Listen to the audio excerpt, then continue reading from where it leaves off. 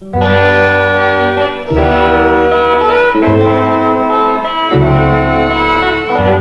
បាននំបងបណ្ដួលចិនអើយខ្ញុំសូមលាហើយលាទាំងអាឡាយតាំងពីខ្លួនខ្ញុំបានឃ្លាតទៅឆ្ងាយខ្វល់ខ្វាយនឹកស្ដាយពុំមានពេលឡាអូបាននំបងកងកម្មវាសនា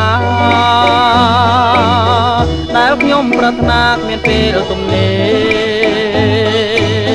បើសិនជាគូខ្ញុំពីបពេសូមឲ្យមានស្នេហ៍នឹកឃើញគ្រាដើមកូនឡងយូរឆ្នាំចាំទេស្ងួនមានតែរូបអូនដែលជាដង្ហើមចំពោះនួនអងចិនមកសង